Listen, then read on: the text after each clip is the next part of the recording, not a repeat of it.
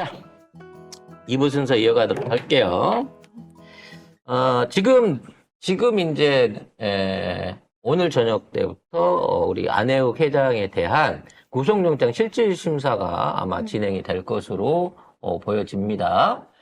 그래서 그런지 이제 그쪽에서 주장하는 건 뭐냐면, 줄리라고 하는 사람은 없었다라고 하는 거고, 혹시라도 이 안혜욱 회장이 주장하는 혼입을 덮었던 줄리, 그 다음에, 그러니까, 결혼식에 봤던 줄리하고, 이게 결혼식에 봤던 명신이하고 전시회에서 봤던 명신이는 있다 그래요. 근데, 안혜욱 회장님이 말씀하신 혼입을 덮은 줄리, 그리고 술집에서 접대하던 줄리는 없는 건데 주장이다. 지금 이렇게 지금 주장이 바뀌어 있는 거야. 그래서 그걸 어떻게 얘기하냐면, 혼입을 덮은데 같이 있는 사람을 증언을 들었다는 거야. 요거 이제 내부자만 알 수 있는 건데 제가 여러분한테 공개를 해드리는 거예요. 혼입을 덮었다고 주장하는 그 사람의 증언을 들어보니 그런 일이 없다고 했기 때문에 이거는 거짓말을 한 게 맞고 그래서 구속을 쳐야 된다라는 논리로 지금 검사가 판사한테 이걸 요청을 하고 있는 거예요. 그러니까 그 사람은 있는 거는 인정을 한 거죠. 그 혼입을 덮었다고 주장하는 사람이 있다는 거는 지금 인정을 해버린 거야. 혼입을 사건 자체가 없었다는 게 아니고 혼입을 덮었다고 주장하는 사람이 아니라 그랬다고 지금 이게 바뀐 거예요, 지금. 그러니까 혼입을은 덮었는데 줄리는 아니다. 그렇지. 제가 혼입을 같이 덮은 사람은 줄리는 아니었어요. 그러니까 그 아저씨가 혼자서 혼입을 덮고 뒹굴고 있었거나 줄리가 아닌 다른 사람하고 뒹굴고 있었거나 뭐 아무튼 이렇게 된 거예요. 즉 안혜욱 회장이 친구 찾아서 호텔방 문을 열었는데 그 원래 자기 방이었어. 자기가 자기로 된 방이어서 문을 열었는데 그 안에 혼입을 안에 둘이 있었다라고 하는 사건 자체가 없었다고 하다가 그때 혼입을 덮었던 사람 말을 들어보니 줄리 아니라 그랬다. 라는 걸로 지금 얘기가 바뀐 거야. 줄리 아니고 그냥 김명신이었다고? 모르지, 그거는. 아니, 무슨 근데 아무튼 줄리는 아니다. 줄리는 없었다라고 증인을 받았다라고 지금 하고 있는 거예요. 그러니까 이런 내용은 또 지들도 못 밝혀. 나는 어떻게 하냐고? 몰라. 나도 어디서 들었어. 누군지는 말라고 하지 마. 그래서 결과적으로 이제 그걸로 해갖고 잡아 엮을 수 있다라고 하면서 구속영장을 치려고 하는 거였는데 구속영장을 치는 게 뭐 새로운 뭐 증거나 증인이 이런 게 있는 게 아니고요. 안혜욱 회장하고 서울해서리 팀의 입을 막으려고 하는 겁니다. 그리고 중요한 건 거기에서 혼입을 덮고 본가를 했냐 안 했냐가 중요한 게 아니에요. 그 당시에 줄리라고 하는 인물, 지금 사실상의 그 당시에 르네상스에서 직원들 1,800명 넘는 1,600명 넘는 직원들이 2교대를 하면서 늘 수행비서처럼 붙어 있는 걸 봤다고 하는 걔가 있었냐 없었냐 걔가 지금의 김명신이 아니냐는 부분을 증언해 줄 사람은 그때 일했던 직원만 해도 1,000명이 넘는단 말이야. 1,600명이 넘는단 말이야. 얼마든지 있는데 지금 얘는 안혜욱 회장님의 증언만을 문제 삼아 갖고 어떻게든 이분의 입을 막기 위해서 구속을 치고 싶은 거예요. 구속을 쳐놓고 거봐 거짓말한 거잖아 라는 명분을 만들기 위해서지 입을 막는다기보다는 이러한 주장이 터무니없다는 걸 만들기 위해서 하고 있기 때문에 그래서 이 사람 이외에 나 그 줄리를 알아요. 걔가 그 줄리가 맞아요 라고 얘기할 수 있는 증언들이 추가로 필요한 거였어요. 그래서 친척이 나온 거야. 그럼 예를 들어 거기 있는 호텔 직원이나 뭐 그 당시 봤던 일했던 근무자들의 증언에 비해서 친척이잖아. 네. 우아래 집 살았대. 한때는. 네. 그래서 도저히 말하자면 나중에 그러겠죠. 질투 나갖고 모함하는 거예요라고 할 수 있지만 누구보다도 줄리 쪽에 가까운 정보를 명확하게 알 수 있는 객관성이 있는 사람인 건데 이 사람이 나서서 증언을 해줬는데 내가 호텔에 갔더니 거기에서 줄리라고 부르더라 라고 얘기를 해준 거야 이 사람이. 그러면 나중에 증인으로 이 사람이 또 늘어나는 거예요. 왜? 이 인터뷰가 나가고 방송이 나갔다 그러면 변호사들이 얘기할 때 거봐 그 혼입을 덮은 그 양반 안혜영 회장 친구분도 아니라고 하더만 라고 했는데 아니 그게 아니라고 하는 게 중요한 게 아니잖아. 걔가 줄리였는지 아니었는지 내용이 중요한 거 아니야? 이렇게 되면 증인을 수도 끝도 없이 불러낼 수 있어요. 아니라고 이렇게 줄리라고 증언해 줄 수 있는 사람을 하나하나씩 늘려나가게 되면 이 재판은 안 끝납니다. 왜? 그 사람이 주장하는 줄리가 아니라는 걸 입증해야 될 책무는 안혜욱 회장한테 있는 게 아니에요. 이걸 고발했던 줄리한테 있는 거예요. 지가 아니라는 증명을 거기서 해야 된다고. 고발은 국힘이 했고요. 이 기사를 한번 봅시다. 서울의 소리. 네, 서울의 소리에서 공개한 그 녹취록은 정대택 씨와 김건희의 친척 A 씨가 지난 2019년에 통화한 내용입니다. 이 녹취록에서 A 씨는 김건희와 함께 유흥을 즐기는 곳에 드나들었고 그곳에서 김건희는 당시 이름인 김명신이 아닌 예명인 줄리로 불리며 살았다는 취지의 내용을 증언했습니다. 그래서 이 정대택 씨가 김명신이 그때 뭐 영어 같은 이름을 썼다 뭐 이렇게 하니까 정대택 씨가 뭐라 린다 김 뭐 이렇게 하니까 이 친척 A 씨가 줄리인가 뭐라고 그랬더라? 라고 얘기를 합니다. 그러니까 결국에 줄리라고 뭔가 정대택 씨가 이게 뭐 유도해서 얻어낸 게 아니에요. 그냥 이 친척 A 씨가 줄리인가 뭐라고 그랬더니 이 얘기 먼저 한 거예요. 결국. 그래서 이 내용은요, 과거에 녹취를 떴던 내용입니다. 새로운 내용이 아니에요. 2019년. 네. 근데 왜 그때 내용을 지금 까느냐? 그 당시에 이 인터뷰를 하고 나서 이 친척이라는 여자가 결국은 서울의 소리하고 이병수 기자를 고발했어요. 아니, 지가 녹취 떠줄 때는 언제고, 갖고 가서 공개해도 된다고 할 때는 언제고, 지금 와서는 고발을 해놓고 있는 상황인 거야. 구체적으로 무슨 내용으로 고발했는지는 안 나와요. 그러니까 뭐 비공개를 하라고 했는지 어쩌는지 모르겠지만 아무튼 그와 관련해서 지금 안혜욱 회장부터 주변 사람들 그러니까 줄리를 방탄치기 위해서 전방위적인 최 목사 고발부터 고발이 들어가고 있잖아요. 그래서 그동안 없었던 줄리 관련 공개가 안 됐던 줄리 관련된 파일들을 추가로 계속 까겠다고 얘기가 나오고 있습니다. 지금 칵테하는 장면, 네, 우리 이 노란 휴지. 자, 이 노란 휴지로 얼굴을 빤히 보면서 이게 묶음이 딱 6개씩 한 묶음이더라고요, 이게. 기존에 파는 게. 그래서 이 노란 휴지로 칵테를 하는 장면을 까고 거기에 추가로 이권 개입에 관련된 내용도 까고 그러면 이제 어떤 부서가 연결되어 있으니까 파장이 더 커지겠죠. 그 이외에 다른 내용까지도 까겠다라고 지금 처음에 이 휴지 보도 휴지 보도가 아니라 디올 보도를 했던 기자님이 장인수 기자가 까겠다고 얘기를 해요. 근데 이 까겠다는 내용이 언뜻 보니까 SBS 파일이랑 똑같은 거더라고요. 근데 지금 SBS가 주고 있는 게 KBS하고 관계하고 그다음에 이권 관련된 내용이라 그랬잖아요. 장인수 기자가 갖고 있는 게 SBS가 쥐고 있는 거랑 같은 게 아닌가라고 할 정도로 확인은 안 돼요. 교차가 안 되니까. 근데 내용이 비슷합니다.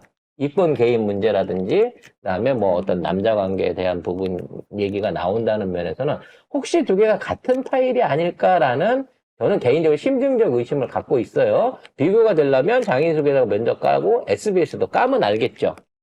제가 보기에 SBS가 똑똑하면 먼저 까야 됩니다.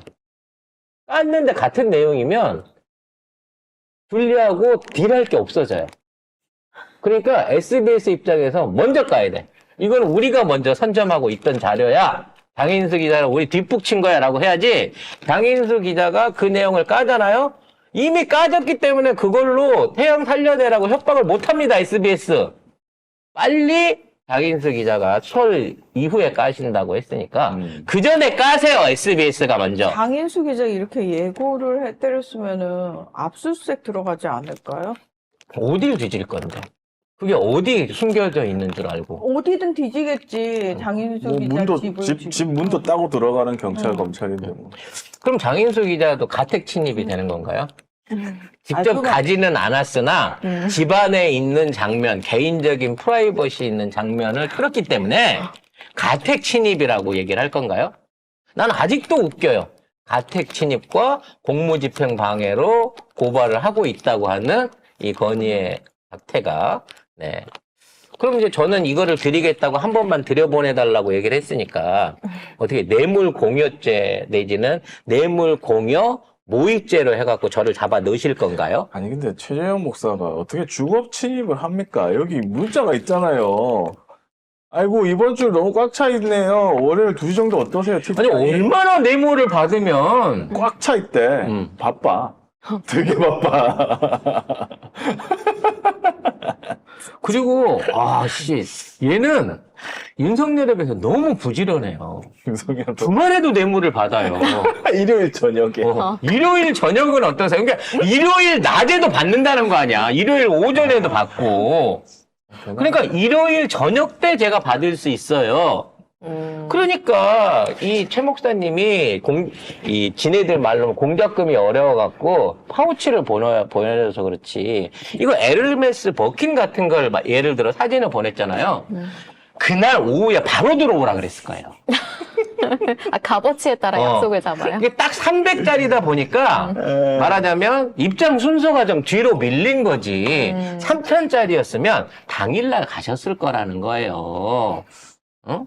제정신인가 진짜. 이걸 주거 침입으로 하고 공무집행 방해를 하면 이게 재판이 돼요 이게? 나는 검찰이 이걸 받아주는 게 수사를 착수한다는 게 너무 그래서 웃겨. 주거 이 침입에 나라가. 관한 거는 접었다고 합니다. 접었어요. 카톡이 까지는 네. 이걸 까는 순간에 주거 침입은 접고 이제 공무집행 방해라고 하는데 뇌물 받는 게 공무집행이냐 이제는. 어? 아니 뭐 기록물 하려고 받았다라고 얘기할까요? 네. 아무튼 뇌물 공무집행 방해에 대한 뭐? 내용으로 아니 그러면은 구속 수사를 하겠답니다. 김건희 공무집행이 아니고 거기 있는 경호원들 공무를 방해했다는 거잖아요. 그럼 말이 안 되잖아 더. 그러니까 경호원들이 이 보내줬잖아. 몸수색을 다 했잖아. 네. 보내줬잖아. 근데 몸수색 과정 중에서 시계 카메라를 못 찾은 거야. 그래서 이게 들통이 난 거지. 즉 경호원의 수색 업무, 몸 검색 업무를 이걸 숨겨옴으로써 뚫린 놈이 병신 아니야? 그건 네 사정이고 뚫린 입장에서 이걸 불법으로 뚫었네. 어? 내가 이따만한 카메라를 들고 왔으면 내가 검색을 했을 건데 이거 악의적으로 비싼 시계를 카메라 시계를 사고 갖고 이걸 했네라고 주장을 하는 거겠죠. 처분이 없다 진짜. 디올이 작년에 우리나라에서 순매출 1조를 넘겼다고 합니다. 다 이게 김건희 덕분입니다. 심지어 이제 디올이 국가 기록물로 문화재로 지정될 수 있는 대통령 기록물. 네. 청담동 오픈관은 앞으로 이제 박물관의 지위를 얻을 수 있는 이러한 대접을 한국에서 받고 있는 거죠. 디올이 제일 인기가 많아요? 아니죠. 디올의 매출은요, 그 반개 브랜드들 중에서 뭐 4위, 5위 정도 수준에밖에 안 되죠. 독일은 우리나라에 디올이 그렇게 부자들이 많아요? 아니 부자들이 많은 게 아니라 수요가 그쪽에 급격하게 땡기는 거예요. 그럼 얼마나 많은 디올들을 말하자면 현금화해서 돌린 건가. 그래서 저는 이제 생각의 크기가 점점 더 달라졌어요. 왜 물건이 없는가? 왜 물건이 없어졌을까? 또 바뀌었어요? 또 바뀌었어요. 네, 어떤 생각? 중국에서는요. 네. 중국에서는 백화점에서 고가 폰일수록 잘 팔려요.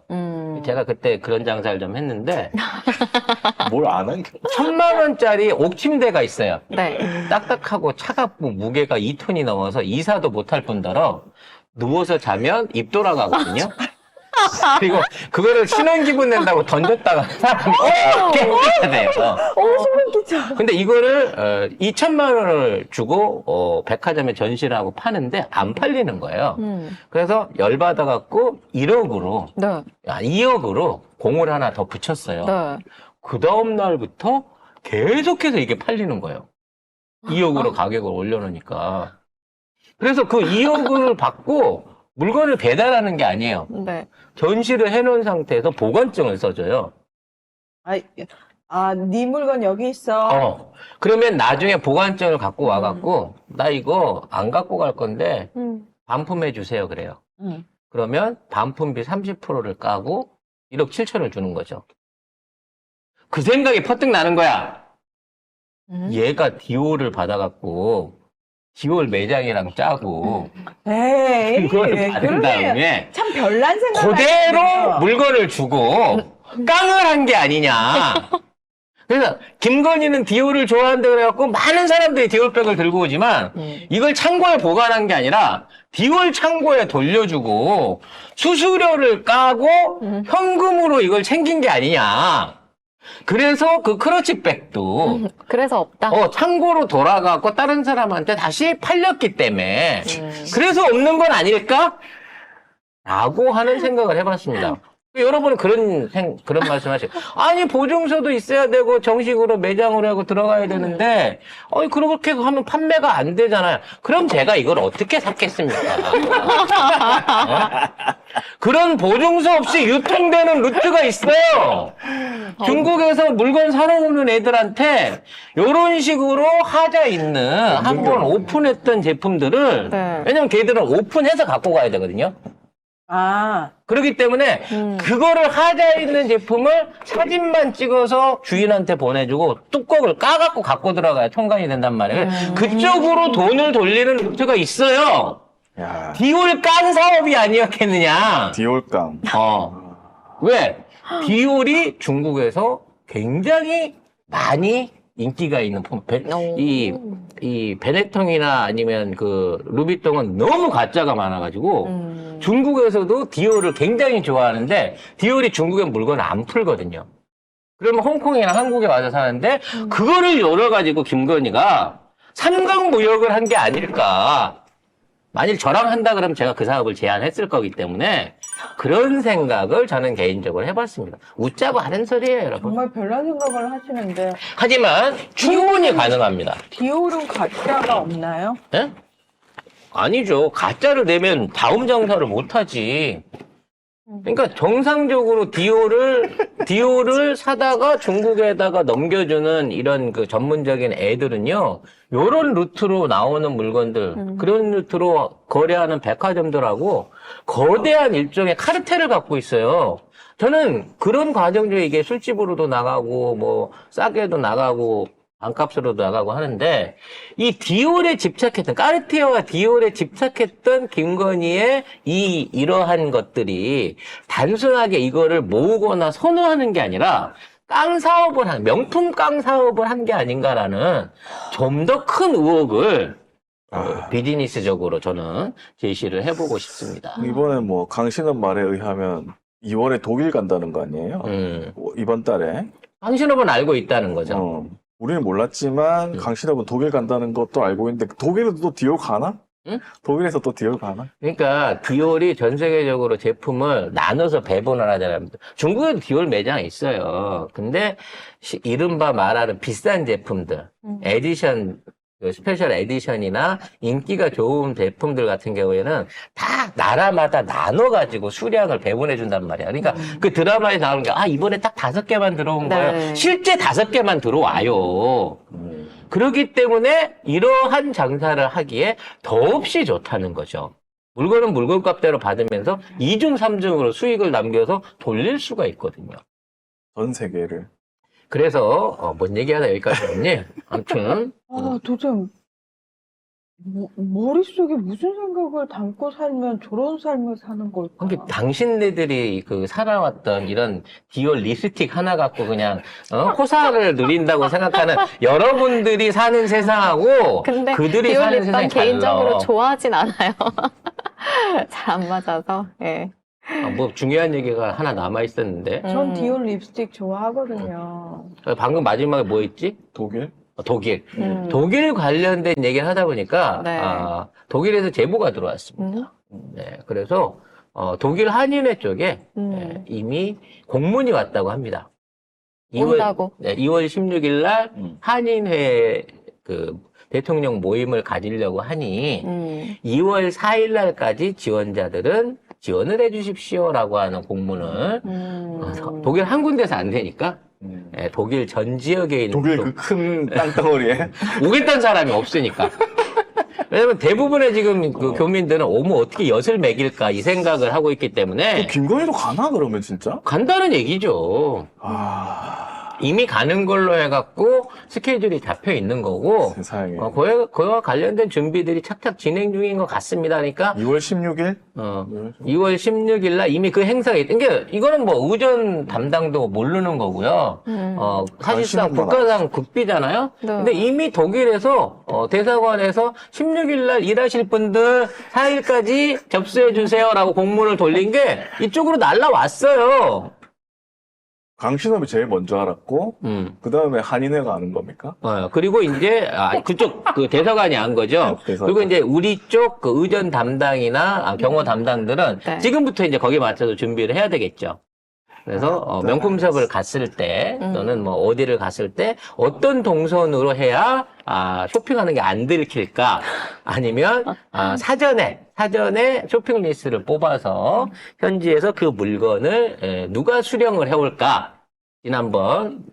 지난번처럼 아예 명품장에서 눈도장만 찍고 오면 나중에 봉고차 갖고 와서 들고 왔잖아요. 뭐 이런 것들을 어떻게 할까에 대한 논의가 항상 진행 중일 근데 거라고 생각이 됩니다. 가면 늘 이 댓글에도 있듯이 2월 16일에 만약에 그 전에 간다고 하면 뭔가 한국에 뭔가 사건이 있을 때 싹 갔다가 다시 오잖아요. 한동훈이 잘리는 게 사건이죠, 2월 16일. 아마 국진당 윤리위에서 한동훈이를 말하자면 해당 행위로 해갖고 대통령과의 어떤 은밀한 내용을 이렇게 주댕이를 떨었다.